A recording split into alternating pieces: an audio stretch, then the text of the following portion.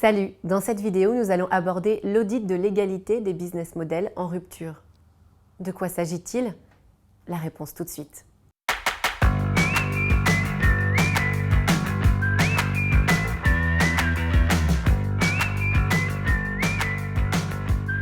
L'un des obstacles essentiels des jeunes entrepreneurs est d'avoir une idée, parfois particulièrement novatrice et audacieuse, incompatible ou difficilement compatible avec la loi ou les règlements.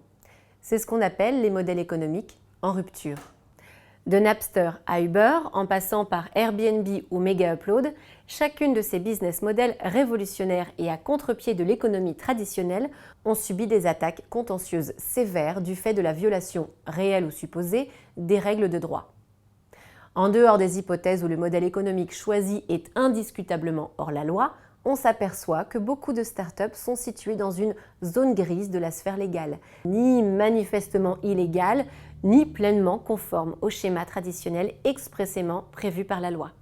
Or, les idées développées sont généralement suffisamment novatrices pour attirer l'attention des concurrents ou des autorités de contrôle et de régulation. L'entrepreneur ne doit surtout pas foncer tête baissée, car une idée peut très bien se façonner, se retravailler pour être, au bout du compte, parfaitement légale.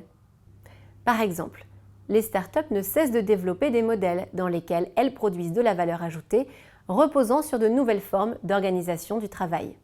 Or, l'économie collaborative pose de vraies difficultés liées à la qualification juridique de la relation de travail, et les tribunaux sont actuellement saisis de ces questions en France et à l'étranger. Ainsi, le risque existe de voir son business model tué dans l'œuf par une action judiciaire initiée contre la très jeune société. Et personne n'attendra que la société mute son business model pour engager un contentieux. Il n'existe aucune tolérance particulière au bénéfice du start-upper de bonne foi.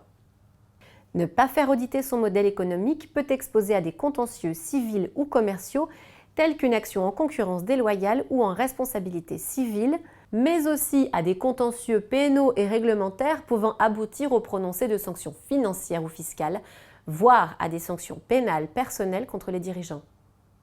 Notre rôle de conseil est de vous faire anticiper ces risques juridiques.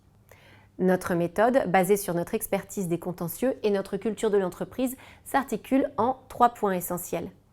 L'audit de légalité et l'analyse des risques induits par le business model, les conseils de mise en conformité du modèle, l'assistance en cas de litige devant l'ensemble des juridictions. Pour en savoir plus, contactez-nous.